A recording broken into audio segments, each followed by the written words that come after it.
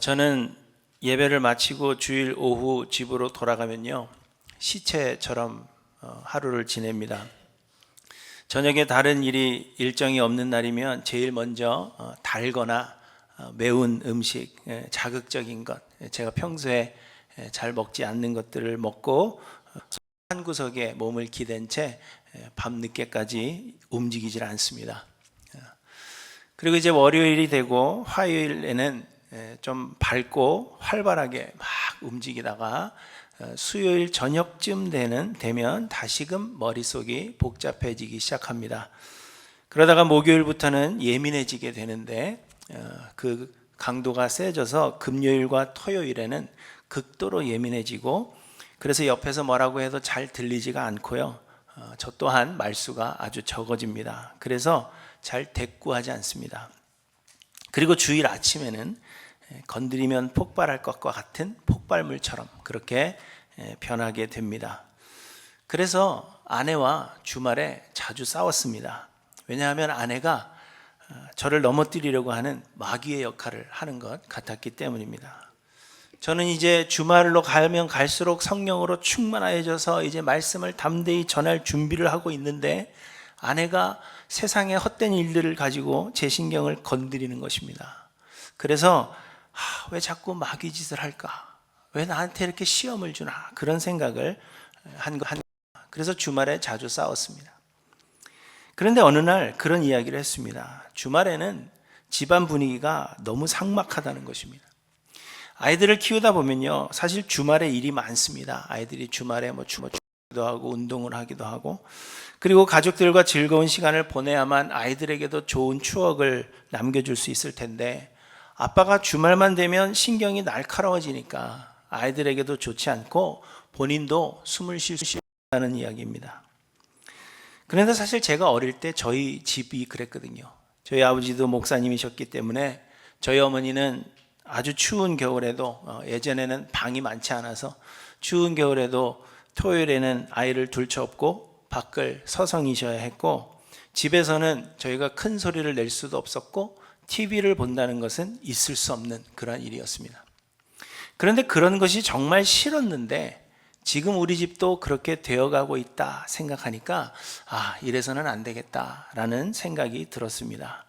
저는 목사이지만 동시에 한 집안의 가장이고 남편이고 아빠이기 때문에 좋은 목사도 되어야 하겠지만 또한 좋은 남편, 좋은 아빠가 되어야 한다 하는 생각이 들은 것입니다. 그래서 요즘은 요일에 상관없이 제가 혼자 있을 시간이 되면 언제든지 시간을 분산하여서 설교를 준비하고, 토요일이나 주말이나 가족들과 함께 있을 때에는 아이들과 시간을 보내려고 노력 중에 있습니다. 여러분, 훌륭한 신앙인이란 어떤 사람입니까? 여러분들은 어떤 사람이 훌륭한 신앙인이다 그렇게 생각하십니까? 어떤 한 율법사가 예수님께 율법 중에서 어느 계명이 크니까 이렇게 물었을 때 예수님은 내 마음을 다하고 목숨을 다하고 뜻을 다하여 주 너희 하나님을 사랑하라 하셨으니 이것이 크고 첫째 되는 계명이요 둘째도 그와 같으니 내 이웃을 내 자신같이 사랑하라 하셨으니 이 두 계명이 온 율법과 선지자의 강령이니라 이렇게 말씀하셨습니다. 그러므로 훌륭한 신앙인이라 한다면 당연히 하나님을 사랑하고 이웃을 사랑하는 사람이라 할 것입니다. 훌륭한 사람이라면 하나님의 계명을 지키는 사람일 것이기 때문입니다. 그런데 예수님께서 말씀하신 이 계명은 두 개의 다른 계명을 말씀하신 것이 아닙니다. 곧 하나님을 사랑할 수 있지만 이웃을 사랑하지 않을 수도 있고, 반대로 이웃을 사랑하는데 하나님을 사랑하지 않을 수 있다라는 말이 아니라는 것입니다. 하나님을 사랑하는 것은 곧 이웃을 사랑하는 것으로 나타나고, 이웃을 사랑하는 사람이 곧 하나님을 사랑하는 사람이 된다는 것입니다. 그래서 요한일서 4장에서 요한은 누구든지 하나님을 사랑하노라 하고 그 형제를 미워하면 이는 거짓말하는 자니 보는 바 그 형제를 사랑하지 아니하는 자는 보지 못하는 바 하나님을 사랑할 수 없느니라 이렇게 말씀하십니다. 다시 말해서 훌륭한 신앙인이라면 이웃을 자기 몸처럼 사랑하는 사람이다 라는 것입니다. 그러면 여러분, 여러분의 이웃은 누구입니까? 선한 사마리아인의 이야기를 하려는 것이 아니라 여러분의 이웃은 여러분과 관계하고 있는 모든 사람입니다. 여러분의 배우자, 자녀, 부모님, 친지, 친구들, 직장 상사나 동료들, 같은 교회의 교우들이 모두 여러분의 이웃입니다. 그러므로 훌륭한 신앙인은 하나님과 사람에게 인정을 받아야 합니다. 때로 어떤 사람들은 하나님께 인정받는 것이 중요하지 사람에게는 인정받지 않아도 된다 생각합니다. 그러나 여러분, 그렇지 않습니다. 사람에게 인정받는 것이 무조건 좋은 것은 아니지만 하나님께 인정받는 사람은 사람에게도 인정을 받습니다. 아기로 세상에 오신 예수님은 지혜와 키가 자라가며 하나님과 사람에게 더욱 사랑스러워 가시더라 이렇게 말씀하셨고, 잠언 3장 4절에도 하나님의 명령을 지키는 자들은 그리하면 내가 하나님과 사람 앞에서 은총과 귀중히 여김을 받으리라 말씀하셨습니다. 곧 훌륭한 신앙인은 좋은 이웃으로 인정을 받는 자라는 것입니다. 풀어서 이야기하자면 훌륭한 신앙인은 곧 좋은 배우자로, 좋은 부모와 자녀로, 좋은 일꾼으로, 또 좋은 직장의 상사로, 그리고 좋은 이웃으로 인정을 받는다는 거예요. 그래서 오늘 본문에서 바울은 아내와 남편, 부모와 자녀, 그리고 주인과 종의 관계에 대해서 말씀하십니다. 곧 좋은 아내가 되고, 좋은 남편이 되고, 좋은 자녀가 되고, 좋은 부모가 되고, 좋은 종들이 되며 좋은 상전이 되라, 그렇게 말씀하신다는 것입니다. 그러나 사실 많은 사람들이 훌륭한 종교인으로는 인정을 받으면서도 좋은 이웃으로는 인정받지 못합니다. 교회에서는 좋은 일꾼이요 존경받는 직분자처럼 보이지만 좋은 배우자가 되지 못하고 좋은 부모 또는 순종하는 자녀가 아니며 직장에서도 좋은 상사나 또는 성실한 일꾼으로 인정받지 못하는 사람들이 많다는 것입니다. 왜냐하면 많은 사람들이 훌륭한 종교인이 되려고는 노력하지만 좋은 이웃이 되는 데에는 집중하지 않기 때문입니다. 여러분, 지난주에 한국 교계가 또 난리가 났습니다. 아시는 분은 아시겠지만 한국에 어느 유명한 목사님이 계신데 시카고에도 할렐루야 대성회 강사로 초청되어 오신 적이 있는 분입니다. 그런데 평소에 이분이 그 교회 부교역자들에게 욕설을 퍼붓는가 봅니다. 어떤 한 사역자가 녹음을 해서 공개가 되었는데 부사역자들을 향해서 조폭들이나 할 듯한 그러한 욕설을 끊임없이 퍼붓고 있었습니다. 여러분, 그는 탁월한 웅변가인지는 모르지만 하나님께서 기뻐하시는 훌륭한 신앙인은 아닌 것입니다. 그런데 사실 그 정도가 다를 뿐 우리 모두가 훌륭한 신앙인이 아닙니다. 우리는 부족하며 불완전하고 그래서 우리는 완전함을 향해 나아가야 하는 것입니다. 그런데도 말씀드린 대로 대부분의 사람들이 좋은 이웃이 되는 것에는 집중하지 않습니다. 교회 봉사나 종교적인 행위들에는 열심을 내지만 일상에서 만나는 이웃들과의 관계에서는 많은 사람들이 실패하고 있다는 것입니다. 여러분은 어떠하다고 생각하십니까? 여러분은 좋은 배우자로, 좋은 부모와 자녀로, 좋은 상사나 또 일꾼으로, 좋은 이웃으로 인정받고 계십니까? 여러분이 어떻게 생각하는지 중요하지 않습니다. 오늘서 배우자에게 질문해 보십시오. 나는 좋은 배우자야? 아니면 자녀들에게 물으십시오. 나는 좋은 부모였는지. 그래서 일꾼들에게 물어보시기 바랍니다. 나는 좋은 상사인가? 좋은 일꾼인가? 또 여러분의 만나는 모든 사람들에게 질문해 보셔야 합니다. 나는 좋은 이웃이냐? 나를 통해서 예수 그리스도의 은혜가 보이느냐? 바울은 우리가 좋은 이웃으로 인정받는 훌륭한 신앙인들이 되기를 소원하면서 좋은 이웃이 되기 위해 우리의 이웃과의 관계에 있어서 우리는 어찌해야 하는가 하는 것을 우리에게 몇 가지로 말씀해 주십니다. 첫째로는 내가 아닌 다른 사람의 유익을 먼저 생각하는 것입니다. 오늘 본문에서 바울은 아내들에게는 남편에게 복종할 것을, 남편들에게는 아내를 사랑하고 괴롭게 하지 말 것을 말씀하십니다. 자녀들은 부모에게 순종해야 하며 아비들은 또한 자녀들을 노엽게 하지 말아야 합니다. 종들은 모든 일에 육신의 상전들에게 순종하되 성실하게 일하고 상전들은 의와 공평을 종들에게 베풀어야 한다 말씀하십니다. 곧 종들을 잘 대해주고 공평하게 공정하게 대하라 하는 이야기입니다. 그런데 현대를 사는 우리들에게 이 복종, 순종이라는 단어가 사실 조금 불편하게 느껴집니다. 복종하고 순종한다 하는 것은 마치 내 의견은 없고 나의 인권은 없는 사람이 되는 것으로 여겨지기 때문입니다. 그렇지만 당시에 아내들이 남편에게 복종하고 이 글이 쓰여질 당시에 아내들이 남편에게 복종하고 자녀들이 부모에게 순종하며 종들이 모든 일에 순종하는 것은 지극히 당연한 것으로 여겨지던 때입니다. 아내나 자녀들이나 종들이 복종하지 않을 때에는 증거를 들어서 그들을 죽여도 전혀 이상할 것이 없는 시대였습니다. 여러분, 골로새서의 마지막 부분에서 바울은 오네시모라는 사람을 소개하는데, 여러분 오네시모가 누군지 잘 아시죠? 오네시모는 빌레몬이라는 사람의 집의 종이었습니다. 그런데 이 오네시모가 빌레몬의 집에서 도망쳤습니다. 당시의 법으로는 종이 주인의 집에서 도망하는 것은 사형에 해당하는 일이었습니다. 그런데 오네시모가 바울을 만나 회심했습니다. 그래서 바울이 오네시모를 용서해 줄 것을 빌레몬에게 편지하는데 그것이 바로 빌레몬서입니다. 죽지 않을 것이라면 왜 이 편지를 보내야 되겠습니까? 그렇지만 종이 도망한 것은 사형에 처해도 무방하기 때문에 빌레몬에게 특별히 용서해 줄 것을 부탁하고 있는 것입니다.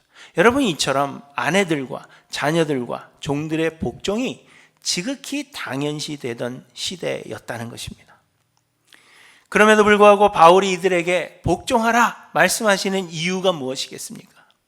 말하지 않아도 당연히 복종해야 되는 것인데 바울은 왜 복종하라 이야기합니까? 그것은 억지로 하지 말고 마음으로 하라 하는 뜻입니다. 그래서 22절에 보시면 바울이 종들에게 말씀하십니다. 눈가림만 하지 말고 성실한 마음으로 하라. 무슨 일을 하든지 마음을 다하여 주께 하듯 하고 사람에게 하듯 하지 말라. 이렇게 말씀하시는 것입니다. 그런데 이는 종들에게만이 아닌 사실 복종해야 하는 그 위치에 있는 모든 사람들, 복종하는 것이 너무나도 당연한 사람들에게 말씀하고 있는 것입니다. 그런데 여러분, 어떻게 우리가 마음으로 복종할 수 있겠습니까? 법적으로는 복종을 억지로 할 수 있지만 우리가 어떻게 마음으로도 복종할 수 있습니까? 그것은 나의 유익이 아닌 다른 사람의 유익을 생각하면 가능하다는 것입니다. 그래서 여러분, 오늘 본문의 복종, 순종이라는 단어가 좀 꺼리끼게 느껴지신다면 현대의 언어로 바꿔보시기 바랍니다. 다른 사람의 유익을 생각하라 하는 것으로 바꾸어 보십시오. 아내들은 남편의 유익을 생각하고 자녀들은 모든 일에 부모의 유익을 생각하며 종들은 상전의 유익을 생각하라 이렇게 말씀하시는 것입니다. 왜 할까요? 상대의 유익을 생각하는 것이 곧 나에게 유익이 되기 때문입니다. 부부는 한 몸입니다. 그런데 내 한 몸의 반대 한 부분이 유익을 얻으면 그 유익은 나에게 돌아오는 것입니다. 자녀들 또한 마찬가지죠. 자녀들이 부모가 유익을 얻으면 그 유익이 다 어디로 갑니까? 자녀에게 가는 것입니다. 상전이 잘 돼야, 가게 주인이 잘 돼야 종업원도 잘 되는 것입니다. 그런데 종업원이 매일 우리 주인은 좋지 않으니까 이 가게 망해라 그러면 어떻게 돼요? 자기도 일을 잃게 되는 것입니다. 그런데 여러분, 사실 오늘 본문의 말씀은 당시의 남편들과 부모들과 상전들에게는 더욱 파격적이고 더욱 충격적인 말씀이 아닐 수 없었습니다. 왜냐하면 당시의 여자들이나 아이들이나 종들은 물건처럼 취급되던 때였기 때문입니다. 그래서 이들은 사랑의 대상도 아니고 공평과 정의의 대상이 아니었습니다. 그런데 하나님께서 이들을 사랑하고 정의롭게 그리고 공평하게 대하라, 그렇게 말씀하시니 이것이 충격적으로 다가왔을 것은 분명하다는 것입니다. 그런데 여러분, 오늘 본문에서 우리가 주목할 단어는 아내를 괴롭게 하지 말고 자녀를 노엽게 하지 말고 낙심케 하지 말라, 이렇게 말씀하신다는 것입니다. 상전들은 의와 공평을 종들에게 베풀라 하시는데 이는 종들을 억울하게 하지 말라, 억울한 일을 당하게 하지 말라, 이렇게 말씀하고 있는 것입니다. 그냥 사랑해줘라, 그렇게 이야기하고 있는 것이 아니라 괴롭게 하지 말라, 노엽 말라, 낙심케 하지 말라, 억울하게 하지 말라, 이렇게 이야기하는 것입니다. 여러분, 이것은 마음도 다치게 하지 말라, 그렇게 말씀하고 계십니다. 그래서 이것이 더 힘든 계명이 되는 것입니다. 여러분, 우리는 다른 사람의 마음에 대하여 생각하지 않습니다. 그렇죠? 내 기분은 우리가 생각하지만 다른 사람들이 어떤 기분일지 어떤 마음일지 그것을 우리가 생각합니까? 생각하지 않습니다. 그런데 하나님께서 아내를 괴롭게 하지 말라, 그냥 사랑해 주라가 아니라 괴롭게 하지 말라, 자녀를 노엽게 하지 말고 낙심하게 하지 말라, 종대로 억울하게 하지 말라, 그들의 마음까지도 다치게 해서는 안 된다는 것을 말씀하고 있는 것입니다. 여러분, 이는 누군가의 순종을 받는 위치에 있는 사람들은 순종해야 하는 사람들에 대한 책임이 있다는 것을 말씀하시는 것입니다. 아내가 괴로워하면 그 책임이 남편에게 있고, 자녀가 낙심하게 된다면 그 책임이 부모에게 있으며, 종이 억울한 일을 당하게 된다면 그 책임을 하나님께서 상전에게 물으시겠다, 그렇게 말씀하고 있는 것입니다. 이것은 굉장히 무서운 말씀이 아닐 수가 없습니다. 우리는 상대의 마음을 생각하지 않죠. 그런데 내가 그 위치에 있다는 것은 하나님께서 그 책임을 나에게 물으신다는 아주 무서운 말씀입니다. 그러므로 여러분, 남편들과 부모들과 상전들도 자기의 유익이 아닌 다른 사람의 유익을 구해야 한다는 것을 우리에게 말씀하고 있는 것입니다. 사랑하는 성도 여러분, 여러분은 누구의 유익을 구하고 계십니까? 다른 사람을 생각하지 않고 자기 것을 고집하는 사람은 좋은 이웃이 되지 못합니다. 그러므로 내가 아닌 다른 사람을 먼저 생각하고 다른 사람의 유익을 먼저 구하며 그들의 마음이 어떠할까 고민하고 기도하고 관심을 기울여줘서 좋은 이웃으로 인정을 받으시는 저와 여러분들 되시기를 간절히 소망합니다. 둘째로, 우리는 절대적인 사람이 되어야 한다 말씀. 사람들은 대부분 상대적으로 생각합니다. 곧 다른 사람이 먼저 나에게 잘 대해 주기를 바란다는 것입니다. 그래서 우리는 윗물이 맑아야 아랫물이 맑다 하고, 가는 말이 고와야 오는 말이 곱다라고 믿으며 이것으로 우리 자신을 정당화하려고 하는 것입니다. 우리는 항상 다른 사람들의 잘못을 애써서 끄집어내려고 합니다. 어떤 일이 생기면 다른 사람은 뭘 잘못했을까를 애써 끄집어냅니다. 왜요? 그래야만 내 잘못에 대한 정당성을 주장할 수 있기 때문입니다. 이 사람이 이러했기 때문에 내가 이러할 수밖에 없었습니다 라고 말하기를 좋아한다는 것입니다. 그러나 하나님은 우리가 절대적이기를 원하십니다. 남편이 사랑해 주지 않고 마음을 괴롭게 해도 남편에게 복종하기를 원하시고, 부모가 자녀를 노엽게 하고 때로 낙심되게 하더라도 자녀는 모든 일에 부모에게 순종하기를 원하십니다.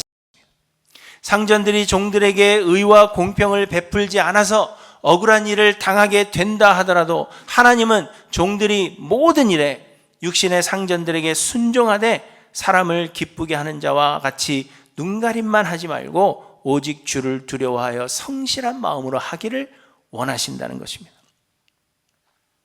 그리고 그 반대로 남편들도 부모들도 또 상전들도 상황이 어떠하든지 간에 절대적으로 사랑하고 다른 사람들의 유익을 먼저 구하기를 하나님은 원하신다는 것입니다.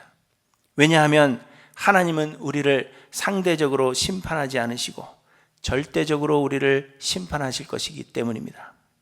그리고 우리가 절대적이며 절대적이 되어서 절대적 선을 행할 때 악의 순환을 끊을 수 있기 때문입니다. 여러분, 우리는 모두 죄인들입니다. 우리가 예수 그리스도의 은혜로 의롭다함을 받고 구원을 얻었다고 하더라도 이는 그저 우리를 의롭다고 인정해 주시는 것일 뿐 우리가 의로워진 것은 아니라고 했습니다. 우리는 하늘나라 가는 그날까지 성령의 역사로 말미암아 성화를 이루어가는 과정 가운데 있는 것입니다. 그렇지만 우리는 여전히 죄인들입니다. 그렇기 때문에 우리가 상대적으로 생각하고 상대적으로 이웃을 사랑하려고 한다면 우리는 결코 아무도 사랑하지 못하고 또한 성화를 이루지 못할 것입니다. 상대가 먼저 나를 사랑해주고 상대가 먼저 나에게 잘해주기를 기다린다면 우리는 절대로 누군가를 사랑하지 못할 것입니다. 여러분, 로미오와 줄리엣의 이야기를 아시지 않습니까? 원수는 원수를 낳는 것이고 결국은 비극으로 끝날 수밖에 없는 것입니다. 이것을 가리켜서 우리는 악순환이라고 부르는 것입니다. 악이 악을 낳고 악은 또 다른 악을 낳는 것입니다. 그런데 여러분, 이 악순환을 끊을 수 있는 것은 누군가가 절대적 선을 행하는 것입니다. 그래서 하나님은 우리에게 악을 악으로 갚지 말고 모든 사람 앞에서 선한 일을 도모하라 하십니다. 대신 원수는 하나님의 진노하심에 맡기라 말씀하십니다. 왜냐하면 원수는 하나님께서 갚으실 것이기 때문입니다. 우리는 절대적 선을 행함으로 숯불을 그 머리에 쌓는 것이요 결국에는 사랑의 선순환의 시작이 되는 것입니다.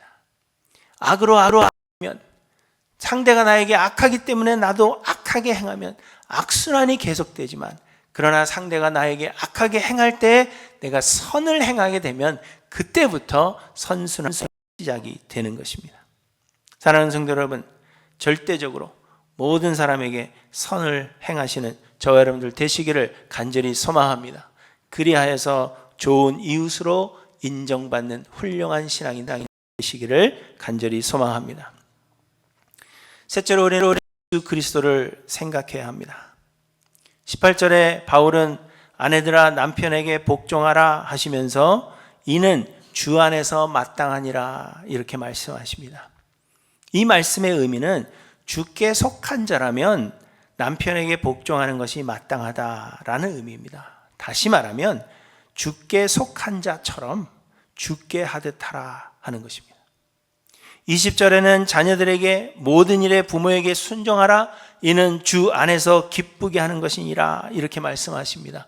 이 말씀의 의미도 부모에게 순종하는 것이 곧 그리스도를 기쁘게 하는 것이다 그렇게 말씀하고 있는 것입니다. 그러므로 이 역시 주께 하듯 하라 그렇게 말씀하고 있는 것입니다.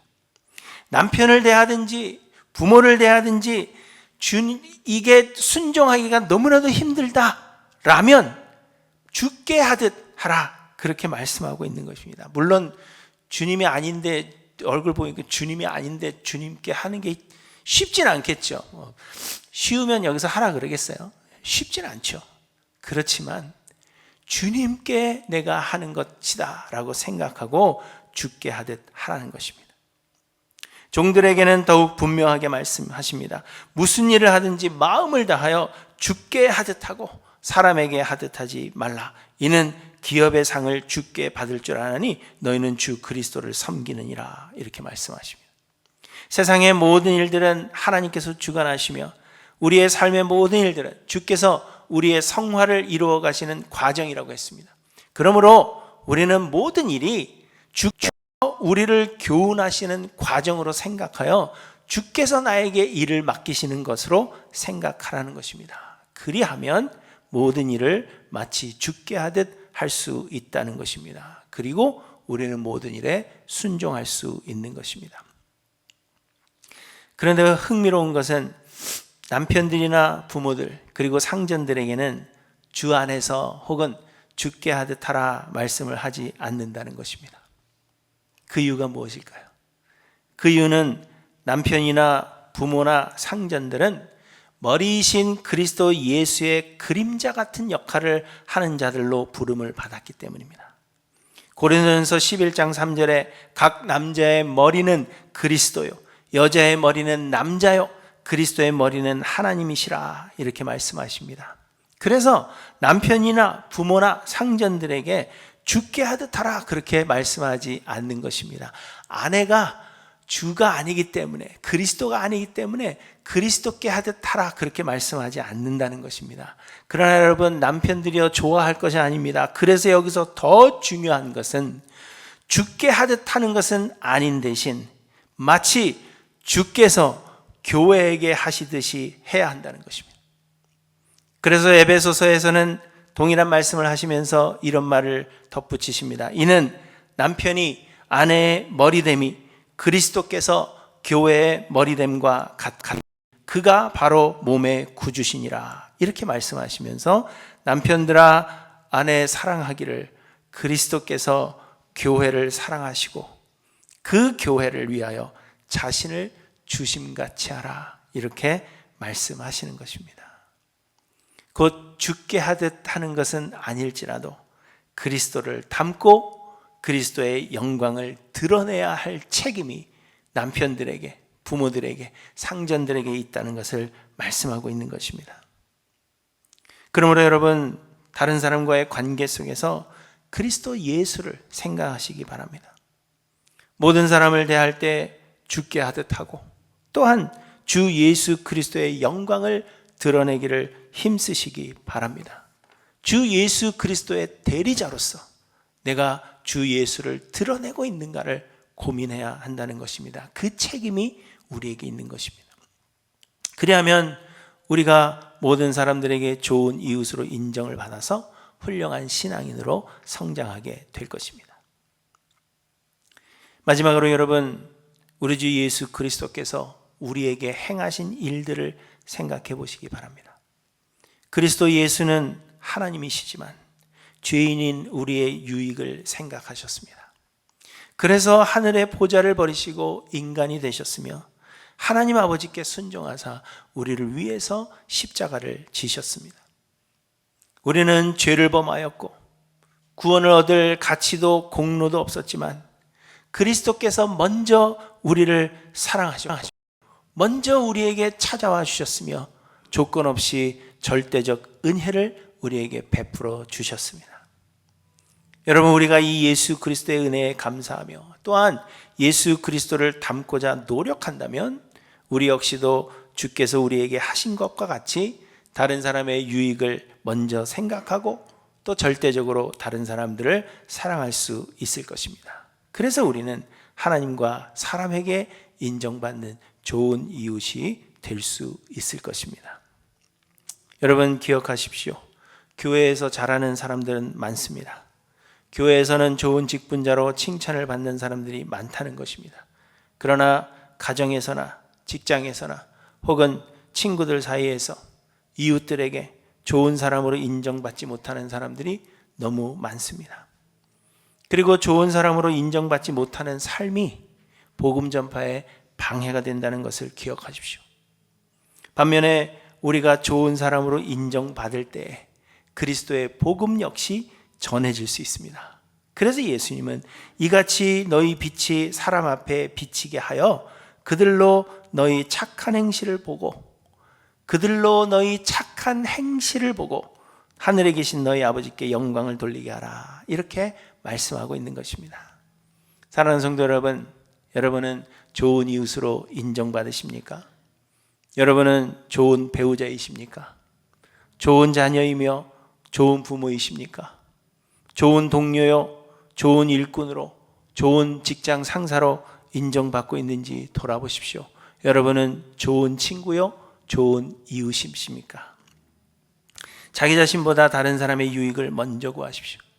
다른 사람들을 사랑하는데 절대적이 되시기 바랍니다. 우리를 조건 없이 사랑하신 예수 그리스도를 주께 하듯 하고 또 주께서 하신 것처럼 그렇게 행하시기 바랍니다. 그래야 하나님과 사람에게 좋은 사람으로 인정받으시는 저와 여러분들 되시기를 간절히 소망합니다.